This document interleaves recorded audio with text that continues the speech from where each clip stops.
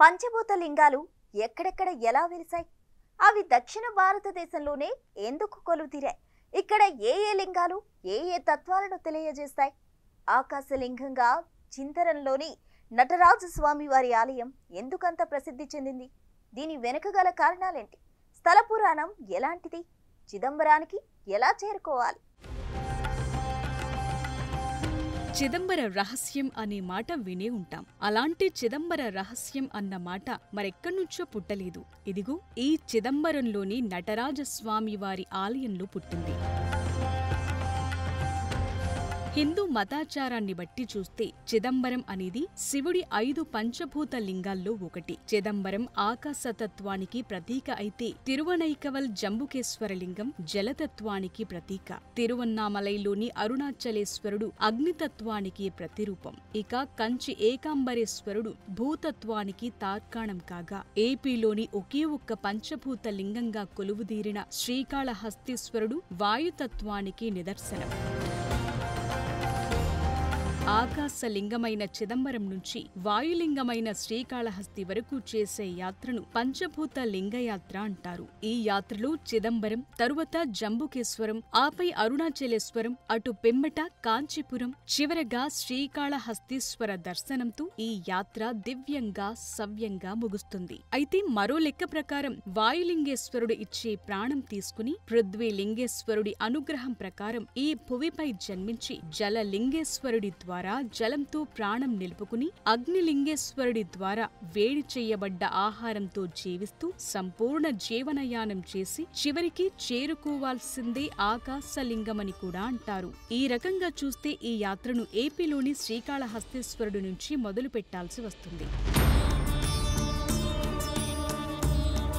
మొదటగా చిదంబరం విషయానికొస్తే, చిదంబరం అనే ఈ పదం ఎలా పుట్టిందో చూస్తే, చైతన్యం అనే పదంలోంచి పుట్టిన చిత్, ఆకాశంలోంచి పుట్టిన అంబరం అనే 2 పదాల మేలు కలయికగా చెప్తారు. మన ఆధ్యాత్మికతను అనుసరించి చెప్తే చివరికి మనిషి చేరాల్సిన పదం రెండూ ఇదే. మరొక సిద్ధాంతం ప్రకారం చూస్తే చిత్ ప్లస్ అంబళం నుంచి పుట్టింది చిదంబరమని అంటారు. అంబళం అంటే కళా ప్రదర్శన చేసే ఒకానొక వేదిక. చిదాకాశం అనేది పరమేశ్వరుడు చిద్విలాసం లేదా ఆనందం. ఈ చిదానందాన్ని దర్శిస్తే ఇక ఆ జన్మకు విముక్తి లభిస్తుందని కూడా విశ్వసిస్తారు.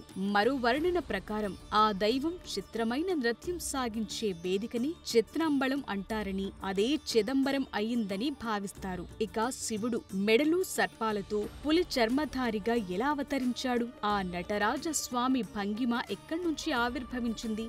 నటరాజు కాలి కింద నలిగే ఆ రాక్షసుడు ఎవరు అన్నది కూడా మనకు చిదంబర కథనంలోనే దర్శనమిస్తుంది.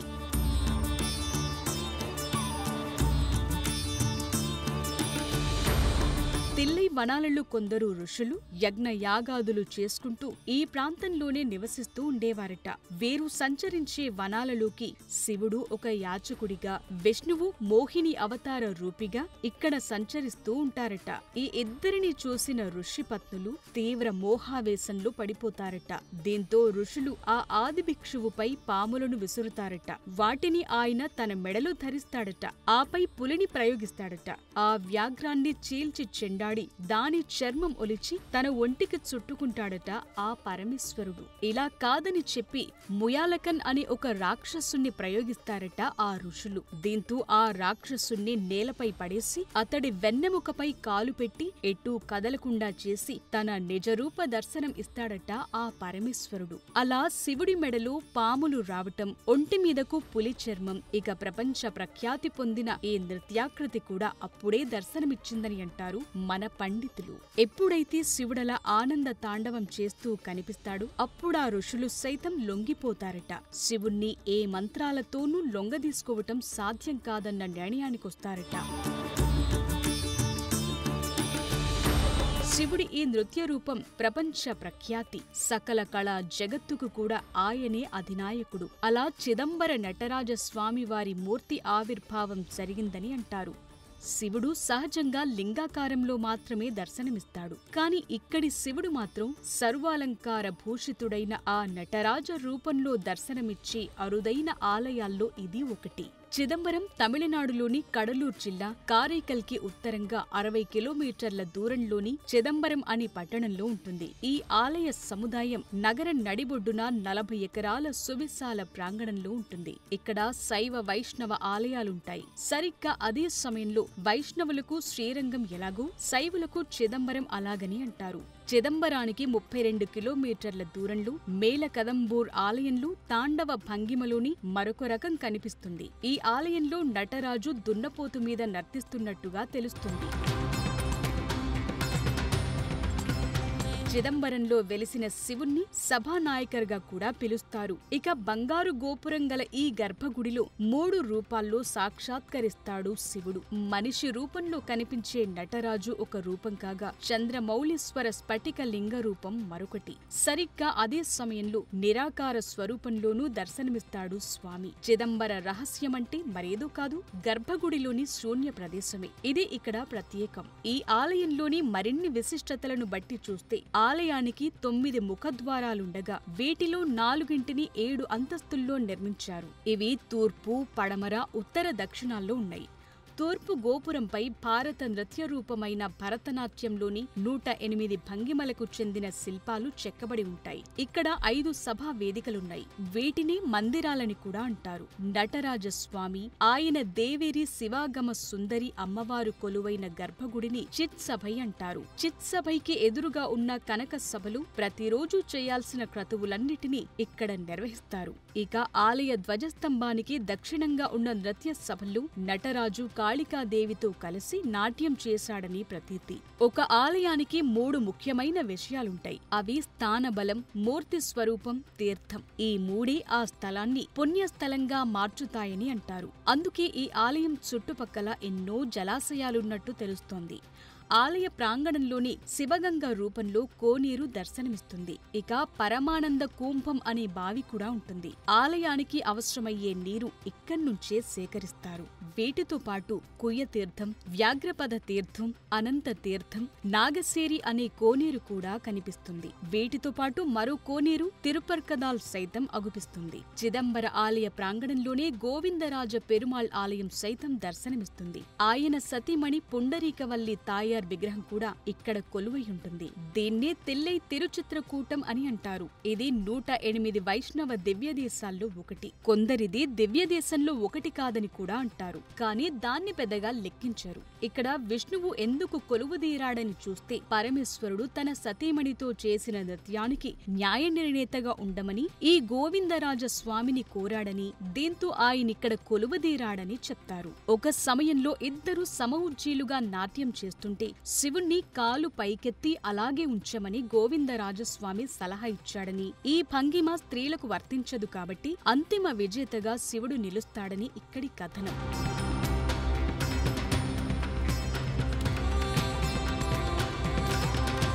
ఈ ఆలయంలో మరో వివాదమేంటంటే ఇక్కడ దీక్షితులు మాత్రమే శివార్చన చేయాలన్న వ్యవహారం. ఇది ఒక సమయంలో ప్రభుత్వానికి దీక్షితులకు మధ్య గొడవగా రూపాంతరం చెందింది. చిదంబర ఆలయ దీక్షితుల వివాదం 1880ల కాలం నుంచి ఉంది. ఇప్పటి వరకు ఎందరో ముఖ్యమంత్రులు, మరెందరో అధికారులు కోర్టు అప్పీళ్లు తీర్పులుగా అనేక రకాలుగా మలుపులు తిరుగుతూనే వస్తోంది వివాదం. ఇక ఈ ఆలయ స్థలం, దాని స్వరూప స్వభావాల విషయానికొస్తే కాళహస్తి, కాంచీపురం, చిదంబరంలోని 3 ఆలయాలు ఒకే సరళ రేఖలో నిలిచి ఉండటం ఇటు సాంకేతిక, అటు జ్యోతిష్య భౌగోళిక విచిత్రంగా భావిస్తారు. మిగిలిన 2 ఆలయాల్లో ఒకటైన అరుణాచలం కేవలం 1 డిగ్రీ తేడాతో, తిరునైక్కవల్ 3 డిగ్రీల తేడాతో మాత్రమే ఉంటాయి. అంటే ఈ పంచభూత క్షేత్రాలు సుమారు ఒకే సరళ రేఖలో ఉన్నట్టుగా భావిస్తారు భక్తులు. వీటిలో 3 మాత్రం ఖచ్చితంగా తూర్పు రేఖాంశంలో ఉండటం విశేషంగా చెప్పుకొస్తారు. ఇక చిదంబరంలోని 9 ముఖద్వారాలు మానవ శరీరంలోని నవరంధ్రాలకు సూచిక. గర్భగుడి అయిన చిత్సభ లేదా పొన్నంబళాన్ని హృదయ స్థానంగా భావిస్తారు. దాన్ని చేరుకోవటానికి ముందుండే ఎత్తైన కనకసభ నుంచి వెళ్లాల్సిన 5 మెట్లు శివాయ నమ అనే పంచాక్షరిని సూచిస్తుందని అంటారు. 28 స్తంభాలతో కట్టిన గర్భగుడి శివ పూజలతో అవలంబించే 28 ఆచారాలను సూచిస్తుందట. పైకప్పులోని 64 దూలాలు 64 కళలకు ప్రసిద్ధిగా చెప్తారు. ఇందులోని అనేక అడ్డదూలాలు అనేక రక్తనాళాలను సూచిస్తాయట. పైకప్పు మీద శివాయనమ అనే నామాన్ని చెక్కిన 21,600 బంగారు పలకలు 21,600 శ్వాసలను సూచిస్తాయట. ఈ బంగారు పలకలను బిగించటానికి వాడిన 72,000 బంగారు మేకులను మానవ శరీరంలోని నాడుల సంఖ్యను సూచిస్తుందట. పైకప్పుపై ఉంచిన 9 కలశాలను నవశక్తి రూపాలను తెలియచేస్తాయని అంటారు. ఇక మహారాష్ట్రలోని సతారాలోని ఆదిత్య నగరిలో ఉన్న ఉత్తర చిదంబరం ఈ దక్షిణ నటరాజ ఆలయానికి నకలుగా భావిస్తారు.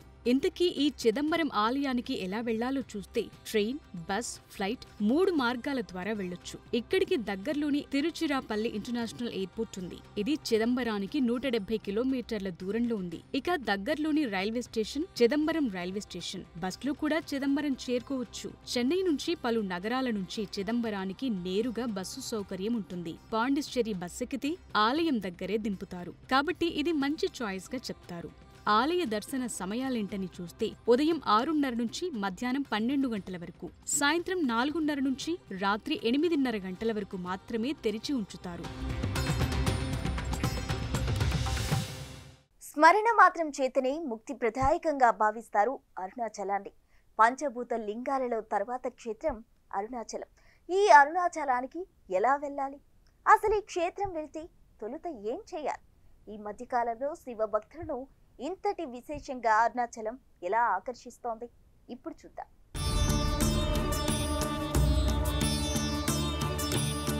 కాశీలో మరణిస్తే ముక్తి, అదే స్మరణాత్ అరుణాచలే అంటారు చాగంటి వంటి ప్రవచనకర్తలు. అరుణాచలాన్ని తలుచుకున్నా చాలని అంటారు ఈ పండితులు. ఒక మనిషి అరుణాచలం వెళ్తే ఆ వ్యక్తి జీవితంలో ఒక మలుపు తీసుకుంటుందని అంటారు. పరమేశ్వర, నాకేం తెలియదు, నా పాప ప్రక్షాళన చేయమని ఆయన కోరుకుంటూ వెళ్తే సులభతరంగా అరుణాచలేశ్వరుడి దర్శనం జరుగుతుందని అంటారు.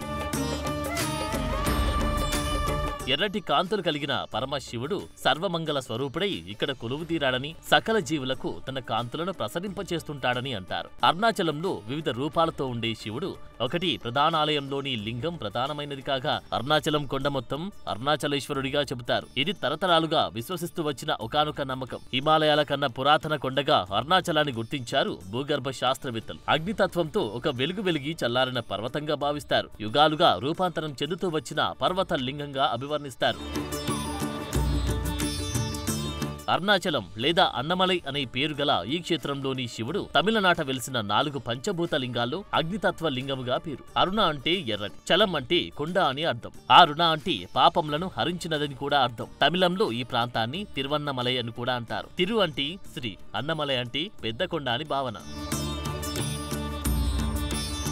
అరుణాచలం ప్రస్తావన ఎన్నో హైందవ పురాణాల్లో కనిపిస్తుంది. ఇది శివుడి ఆజ్ఞ చేత విశ్వకర్మ ద్వారా నిర్మించబడిందిగా చెబుతారు. దీని చుట్టూ అరుణాపురం నిర్మించారని అంటారు. ఇక్కడ జరగాల్సిన పూజా విధానమంతా గౌతమ మహర్షి శివుడాజ్ఞ చేత ఏర్పాటు చేసినట్టుగా చెబుతుంది స్కాంద పురాణంలోని అరుణాచల మహత్యం. మన పండితులు చెప్పినట్టు ఇక్కడి లింగమంతా ఒక ఎత్తు అయితే ఈ అరుణాచల పర్వతం మరొక ఎత్తు. ఈ కొండ మొత్తాన్ని ఒక శివరూపంగా భావిస్తుంటారు. హిమాలయాల్లో కైలాస పర్వతం ఎలాగో సరిగ్గా అలాగే దక్షిణాదిన శివరూపంగా భావించే పర్వతం అరుణాచలేశ్వరం. ఇది జ్యోతిర్లింగాల్లో ఒకటి. రేజోలింగం కావడంతో అగ్నిక్షేత్రమని అంటారు. ఈ పర్వతం చుట్టూ ప్రదక్షిణ చేస్తే సాక్షాత్ ఆ పరమేశ్వరుడి చుట్టూ ప్రదక్షిణం చేయడంతో సమానం. రమణ మహర్షి ఈ ఆలయ ప్రస్తావన పదే పదే చేయడం వల్ల కూడా ఈ ఆలయ విశిష్టత మరింతగా ప్రాచుర్యంలోకి వచ్చిందని చెబుతారు. అందుకే ఇక్కడ ప్రతిరోజు వేలాది మంది భక్తులు గిరి ప్రదక్షిణం చేస్తూ కనిపిస్తారు. దానికి తోడు ఈ పర్వతంలోని ఔషధ గుణాలు సైతం ఆరోగ్యపరంగానూ దివ్య ఔషధంగా పనిచేస్తుందని విశ్వసిస్తారు. అరుణాచలం వెళ్లిన వారు ప్రధానంగా నిర్వహించాల్సిన క్రతువు గిరి ప్రదక్షిణం. ఈ మధ్య కాలంలో గిరి ప్రదక్షిణ చేయడానికి వీలుగా రోడ్డు పక్కన కాలిబాట నిర్మించారు. ఎక్కువ మంది పగటిపూట కంటే రాత్రిపూటి ఈ గిరి ప్రదక్షిణ చేయడానికి ఇష్టపడతారు. రమణాశ్రయానికి 2 కిలోమీటర్లు వెళ్లాక కుడివైపునకు తిరిగి రోడ్డు మధ్యలో ఒక వినాయకుడి ఆలయం వస్తుంది. అక్కడి నుంచి చూస్తే ఈ కొండ మొత్తం ఒక నందీశ్వర ఆకారంలో దర్శనమిస్తుంది. గిరి ప్రదక్షిణ మొత్తం 14 కిలోమీటర్లుండగా మార్గ మధ్యలో వచ్చి అష్టలింగాలు దర్శించుకుంటూ వెళ్లాలి. అప్పుడే అరుణాచల గిరి ప్రదక్షిణ చక్కటి ఫలితాన్ని ఇస్తుందని విశ్వసిస్తారు. ఇక్కడే మోక్ష ద్వారాన్ని సైతం సందర్శించి ఆయా భక్తులు తమకిక జన్మలున్నాయా లేవా అన్నది కూడా ఒక పరీక్ష జరుపుతుంటారు. ఈ గిరి ప్రదక్షిణ చెప్పులు లేకుండా చేయాలి. అంతేకాదు ఎక్కువ లగేజ్ ఉండరాదు. ఇక పౌర్ణమి రోజున చేయడం ఉత్తమ ఫలితాన్ని ఇస్తుందని విశ్వసిస్తారు. ఈ ప్రదక్షిణ ఎలాంటి కోరికలు లేకుండా చెయ్యాలని అంటారు. అలాగే చిల్లర తీసుకెళ్లడం మర్చిపోవద్దని కూడా చెప్తారు. గిరి ప్రదక్షిణలో నేర్ శివాలయం ఉంటుంది. దీని అర్థం శిఖరానికి ఎదురుగా ఉన్న శివాలయం అని అర్థం. ఇక్కడి శివాలయ దర్శనం మరవరాదని అంటారు. అంతేకాదు ఇక్కడ నిత్యానంద ఆశ్రయం పక్కనే భక్త కన్నప్ప ఆలయం కూడా ఉంటుంది. తెలుగువారు మర్చిపోకుండా ఈ ఆలయ సందర్శనం చేయాలని చెబుతారు. అరుణగిరి ప్రదక్షిణలో తలపై టోపీ ధరించరాదని అంటారు. గిరి ప్రదక్షిణలో తోచినంత దాన ధర్మాలు చేస్తూ పోవడం మంచిదని అంటారు. అన్నదానాలు చేయడం మరింత ఉత్తమంగా చెబుతారు. త్వరగా గిరి ప్రదక్షిణ చేయడం కన్నా నిండు గర్భిణిలా ఎంత నెమ్మదిగా ప్రదక్షిణం చేస్తే అంత మంచిదని అంటారు. గిరి ప్రదక్షిణం చేసేటప్పుడు ఆగే ప్రతి ఆలయంలోని విభూది ధారణ శ్రేష్టమైందని అంటారు. పెళ్లి కాని వారు, సంతాన భాగ్యం లేని వారు ఇక్కడి దుర్వాస ఆలయం పక్కన ఒక చెట్టుకు తాడు కట్టడం ఆచారం. అలా చేశాక చక్కటి ఫలితం వస్తుందని భక్తులు అధికంగా విశ్వసిస్తుంటారు.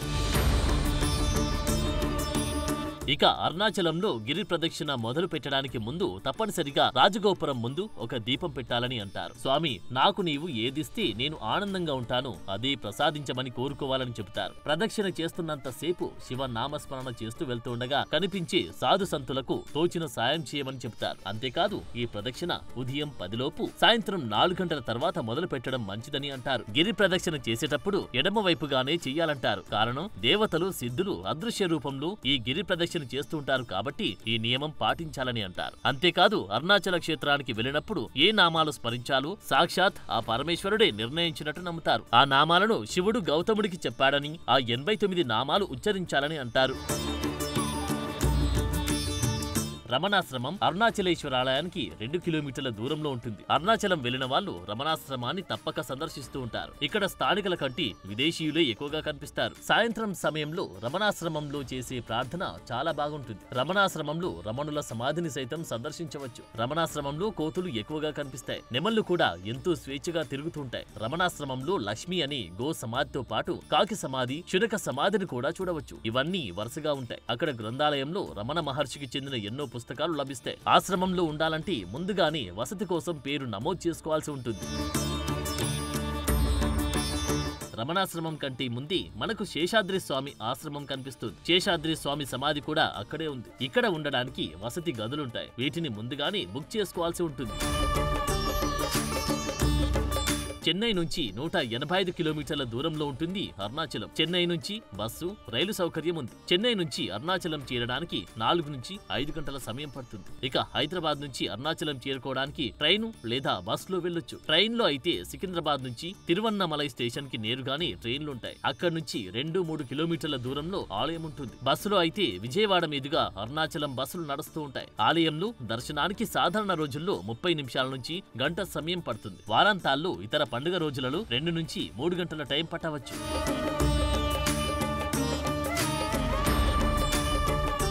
ఇక్కడ గొప్పతనం ఏంటంటే భూతత్వ లింగం ఉండేది కంచి ఏకాంబేశ్వర ఆలయంలో. అయితే ఇక్కడ లింగానికి జలాన్ని తగలనివ్వరు. సరిగ్గా అదే సమయంలో తిరుచిలో కొలువైన జంబుకేశ్వరుడు ఏకంగా జలంలోనే నిర్మితమై ఉంటాడు. జలలింగంగా ప్రసిద్ధి చెందాడు. ఈ 2 క్షేత్రాల విభిన్నత ఏంటి? ఈ భిన్నత్వంలో కనిపించే ఏకత్వం ఎలాంటిది? ఈ యాత్ర ద్వారా తెలుసుకుందాం.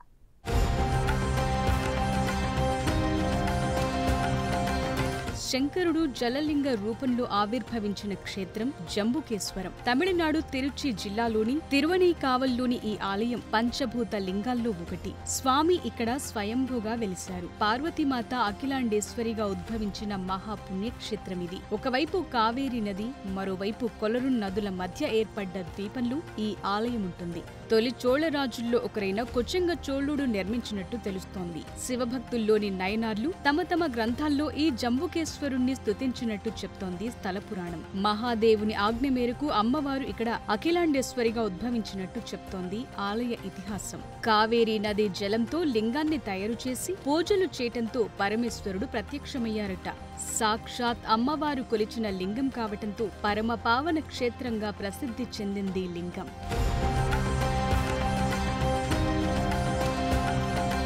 మరో కథనం ప్రకారం జంబు అనే మునీశ్వరుడు కఠోరంగా ఇక్కడ పరమేశ్వర దర్శనం కోసం తపస్సు చేశాడట. స్వామి ప్రత్యక్షమై అతనికి కొన్ని పండ్లను కానుకగా ఇచ్చారట.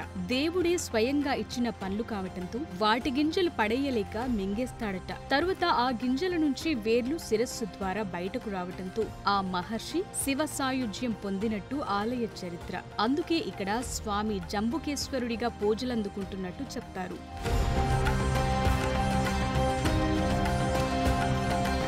ఇక కాళహస్తీశ్వరుడి కథను పోలిన కథ ఒకటి ఇక్కడ ఉంటుంది. సాలెపురుగు ఏనుగు శివలింగాన్ని భక్తితో పూజించి శివుడిని చేరినట్టు ఇంకో కథనం ప్రచారంలో ఉంది. ఒక శివకవి రచనల ద్వారా తెలిసిందేంటంటే ఈ స్వామిని కొలిస్తే చింతలేని జీవితం ప్రసాదిస్తాడని తెలుస్తోంది. ఇక్కడి స్వామిని ఆ జగన్మాత అఖిలాండేశ్వరి ప్రతిరోజు మధ్యాహ్నం ప్రార్థిస్తుందని నమ్ముతుంటారు భక్తులు. ఆలయంలోని అద్భుతమైన శిల్పకళ చూపరులను ఇట్టే ఆకట్టుకుంటుంది. మొత్తం 5 ప్రాకారాలు కలిగిన ఈ ఆలయం ఎంతో విశాలంగా ఉంటుంది. 1000 స్తంభాల మండపంలో పలు స్తంభాలపై చెక్కిన శిల్పాలు ఆనాటి శిల్పుల నైపుణ్యానికి తార్కాణంగా నిలుస్తాయి.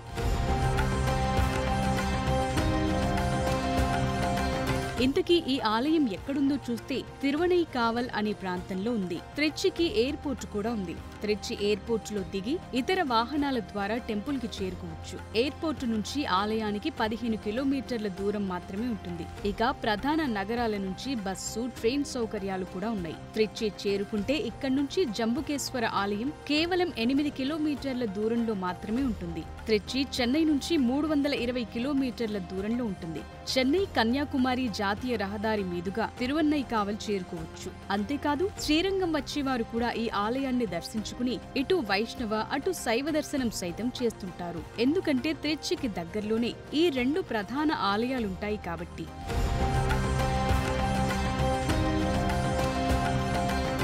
జంబుకేశ్వరానికి పూర్తి భిన్నమైన ఆలయం కంచి ఏకాంబరేశ్వర ఆలయం. ఇక్కడి వేగావతి నది ఒడ్డున ఒక మామిడి చెట్టు ఉండేది. ఇక్కడ తపస్సు చేసి పాప విముక్తి పొందాలని భావిస్తుందట పార్వతీదేవి. ఆమె భక్తిని పరీక్షించదలిచిన శివుడు అగ్ని ప్రయోగం చేస్తాడట. దీంతో పార్వతీమాత విష్ణువును కొలుస్తుందట. విష్ణువు చంద్రుడి ద్వారా ఈ వేడిని చల్లబరుస్తాడట. ఆపై పార్వతి తపస్సు భంగం కలిగించడానికి గంగను పంపాడట. అయితే పార్వతి ఇసుకతో చేసిన శివలింగాన్ని పూజించిందట. చివరికి శివుడు ఆమెకు ఏకాంబరేశ్వరుడిగా ఈ మామిడి చెట్టు కింద దర్శనమిచ్చాడట.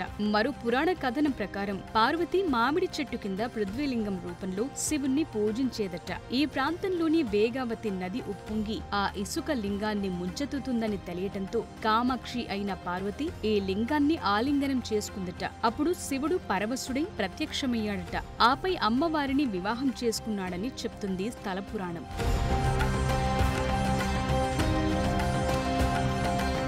సాధారణంగా శివుడు అభిషేక ప్రియుడు. కానీ కంచిలోని ఏకాంబరేశ్వర ఆలయం ఇసుకతో చేసిన లింగం కావటంతో అభిషేకం చెయ్యరు. ఒక రకమైన రసాయనాలతో శుద్ధి మాత్రమే చేస్తారు. ఎందుకంటే ఈ ఇసుక కరిగిపోకూడదన్న ఆలోచన కొద్దీ ఇక్కడ జలాభిషేకం ఉండదు. జంబుకేశ్వరంలో ఏకంగా జలంతో ఉన్న శివుడికి ఇక్కడి శివుడికి ఇదే తేడా.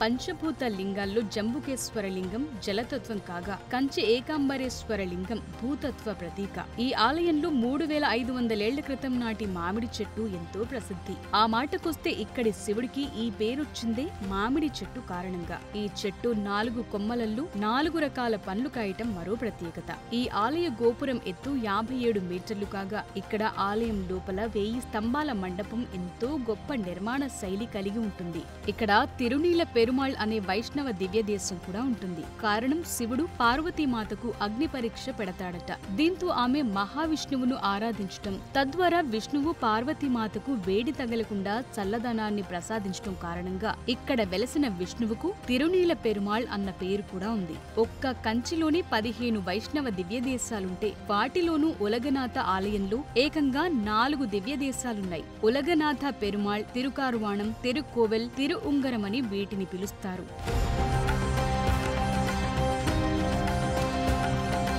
కంచిలో ఏకాంబరేశ్వర ఆలయంతో పాటు ఎన్నో ఆలయాల సందర్శనం చేయొచ్చు. ఇక్కడ ఆది కామాక్షి, కంచి కామాక్షి ఆలయాలుంటాయి. ఈ ఆలయాలతో పాటు ప్రపంచంలో మరెక్కడా లేని విధంగా వామనుడికి ఏకైక ఆలయం కూడా ఇదే కంచిలో ఉంది. ఇక కంచిలోనే విష్ణు కంచి కూడా ఉంటుంది. ఇక్కడి వరదరాజ పెరుమాళ్గా మహావిష్ణువు కొలువుదీరి ఉంటాడు. ఇటు ఏకాంబర అటు కామాక్షి మాతతో పాటు వరదరాజ పెరుమాళ్ సైతం ఇక్కడ పూజలందుకుంటూ ఉండడంతో దీన్ని ముమూర్తివాసం అని అంటారు. అంటే ముగ్గురు ప్రధాన మూర్తులు గల ఆలయంగా కంచి ఎంతో ప్రసిద్ధి.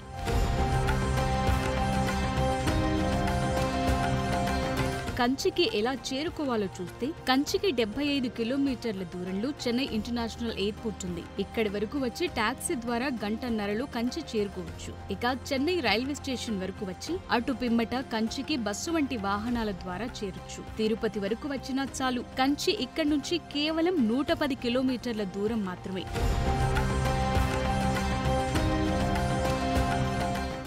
ఒక ఆలయం ఎన్నో ఆధ్యాత్మిక ఆదిభౌతిక భౌగోళిక విశేషాల సమాహారం.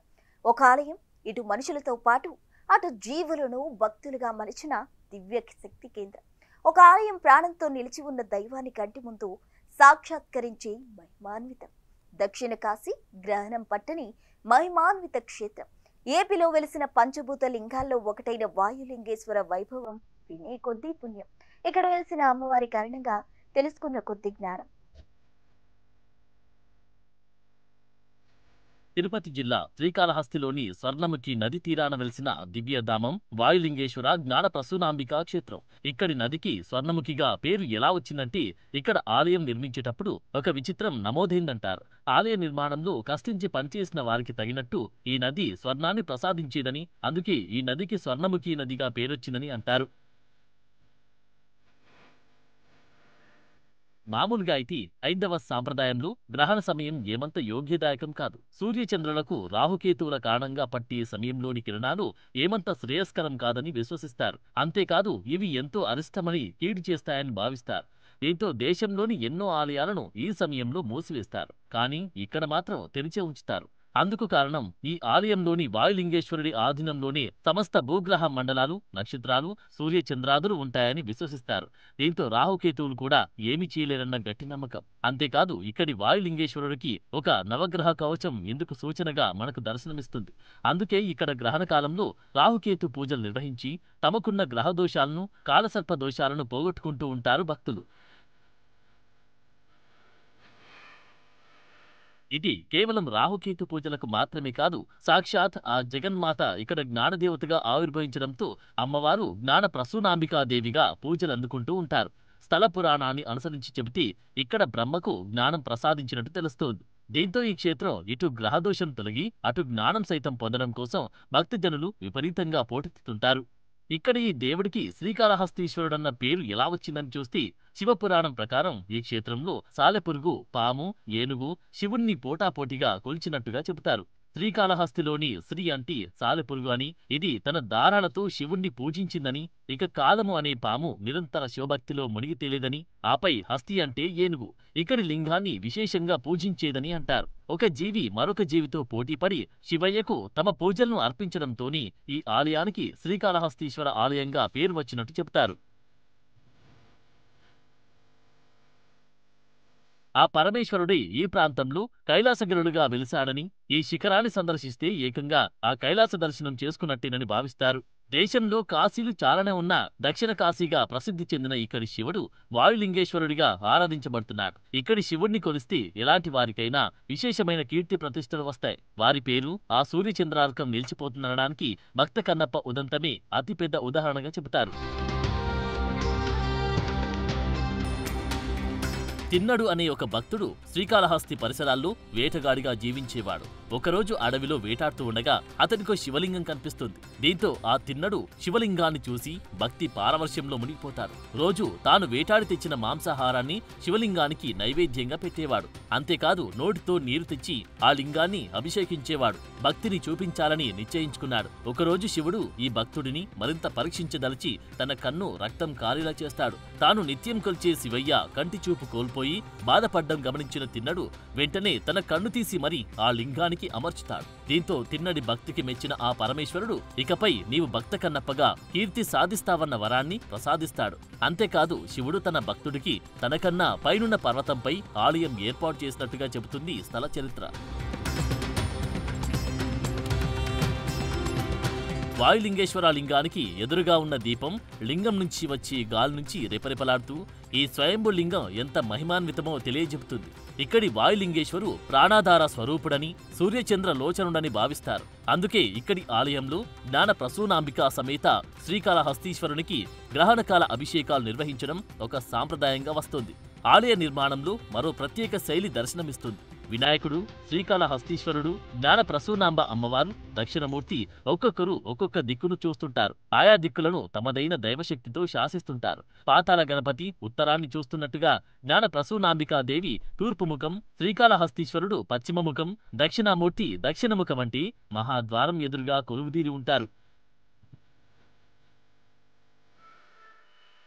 శ్రీకాళహస్తిలోని శివలింగం పంచలింగాల్లోని వాయులింగంగా ప్రసిద్ధి చెందింది. గుడికి దక్షిణంలో కిలోమీటర్ దూరంలో శుక బ్రహ్మాశ్రమం, ఇక్కడ భక్త కన్నప్ప కంటి ఆసుపత్రి ద్వారా పేదలకు ఉచిత కంటి వైద్యం, ఆపరేషన్లు సైతం నిర్వహిస్తారు. గుడికి దగ్గరలోని నందనవనం అనే లో బావి ఉంటుంది. భరద్వాజ మహర్షి తపస్సు చేసిన పుణ్యస్థలంగా నమ్ముతారు. ఈ సరస్సులో 4 పలకల మండపం ప్రత్యేకమైనదిగా చెబుతారు. ఇక్కడికి దూరంలోని 1000 లింగాల కోన కూడా ఒక ప్రత్యేక ఆకర్షణ. ఒక కొండ ఎక్కి దిగి మరొక కొండ ఎక్కితే కనిపించి ఒక చిన్న ఆలయంలో ఒకే లింగంపై చెక్కిన 1000 లింగాలను సైతం ఇక్కడ దర్శించవచ్చు. ఇక్కడికి దగ్గరలో మరొక జలపాతం కూడా ఉంటుంది. ఏటా జరిగే శివరాత్రి ఉత్సవాలు ఎంత ఘనంగా జరుగుతాయంటే ఈ చుట్టుపక్కల ప్రాంతాల్లో కాళహస్తి జాతరగా సుప్రసిద్ధం. సామూహిక వివాహాలు కూడా జరుగుతాయి. ఆ సమయంలో జ్ఞాన ప్రసూనాంబ దేవతలకు జ్ఞానోపదేశం చేస్తుందని విశ్వసిస్తారు. శ్రీకృష్ణ దేవరాయల మండపం, జలకోటి మండపం, పాలఘర్ మండపం, తొండమాను చక్రవర్తి నిర్మించిన ప్రాచీన వెంకటేశ్వరాలయం, దక్షిణ కాళీమాత దేవాలయం, దుర్గాంబ కొండ ఉన్నాయి. ఇక్కడి కనకదుర్గమ్మకు దసరా ఉత్సవాలు ఎంతో ఘనంగా జరుగుతాయి. వీటితో పాటు సుబ్రహ్మణ్య స్వామి కొండ, చక్రేశ్వర స్వామి ఆలయం, నింబజాదేవి ఆలయం, ద్రౌపది సమేత ధర్మరాజులు స్వామిగుడి, సూర్య పుష్కరిణి, చంద్ర పుష్కరిణి, మణికర్ణిక దేవాలయం, ఇలా ఈ ప్రాంతమంతా ఒక ఆధ్యాత్మిక దివ్య వైభవానికి ప్రతీకగా నిలుస్తుంది. తిరుపతి నుంచి 37 కిలోమీటర్ల దూరంలో ఉంది శ్రీకాళహస్తీశ్వర ఆలయం. తిరుపతి వచ్చేవారు ఇక్కడికొచ్చి శ్రీకాళహస్తీశ్వరుడి దర్శనం చేసుకోవచ్చు. హైదరాబాద్ నుంచి చూస్తే 549 కిలోమీటర్ల దూరంలో ఉంటుంది. బెంగళూరు నుంచి 285 కిలోమీటర్లు మాత్రమే ఉంటుంది. ఇక్కడికి దగ్గరలో రేణిగుంట విమానాశ్రయం ఎంతో దగ్గరగా ఉంటుంది. వీటితో పాటు శ్రీకాళహస్తికి డైరెక్ట్ ట్రైన్, బస్ ఫెసిలిటీ విరివిగా ఉంది. తిరుపతికి చేరుకుంటే చాలు శ్రీకాళహస్తికి రావడం చాలా తేలిక. చెన్నైకి కూడా ఈ క్షేత్రం కేవలం 116 కిలోమీటర్లు మాత్రమే.